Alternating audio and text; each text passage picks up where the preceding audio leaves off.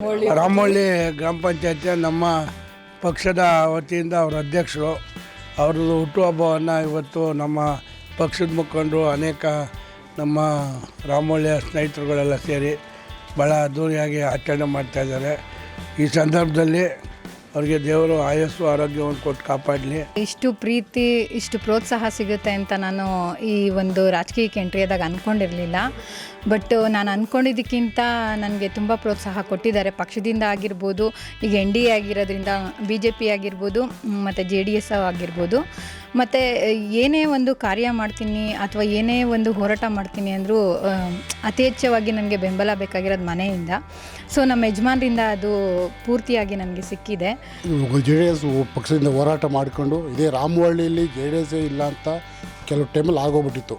ಆದರೆ ಈಗ ಮೇಡಮರು ಎದ್ದು ಕೆಲವು ಲೀಡ್ರುಗಳು ಎದ್ದು ಈಗ ನಮ್ಮ ರಾಮವಳ್ಳಿ ಪಂಚಾಯತಿಲಿ JDS ಉಳ್ಕೊಂಡಿದೆ ಅಂತ ಹೇಳಿ ತಂದಿದ್ದೇ ನಮ್ಮ ಮೇಡಮರು ಇರಲಿ, ನಮ್ಮ ಶಶಿ ರಮೇಶ್ ಅವರು ಹಾಗೆ ಮತ್ತು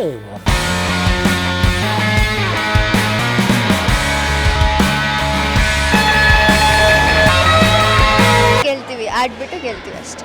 ಸ್ಪೋರ್ಟ್ಸ್ಗೆಲ್ಲ ಪ್ರಿಪೇರ್ ಆಗಿದ್ದೀವಿ. ಯಾವ ಗೇಮ್ ಪಾರ್ಟಿಸಿಪೇಟ್ ಮಾಡಿ? ವಾಲಿಬಾಲ್. ಸೊ ಎದುರಾಳಿ ಟೀಮ್ ಯಾವ ಥರ ಇರುತ್ತೆ ಅಂತ ಗೆಸ್ ಮಾಡಿದ್ದೀರಾ? ಗೆಸಸ್ ಇಲ್ಲ, ನಮ್ಮ ಬೆಸ್ಟ್ ನಾವು ಕೊಡ್ತೀವಿ ಅಷ್ಟೇ. ಒಟ್ಟಲ್ಲಿ ಅಚೀವ್ ಮಾಡಬೇಕು ಅಂತ ಪ್ಲ್ಯಾನ್ ಮಾಡಿದ್ದೀರಾ? ಲಾಸ್ಟ್ ಟೈಮ್ ಪಾರ್ಟಿಸಿಪೇಟ್ ಮಾಡಿದ್ದೀರಾ? Last time participate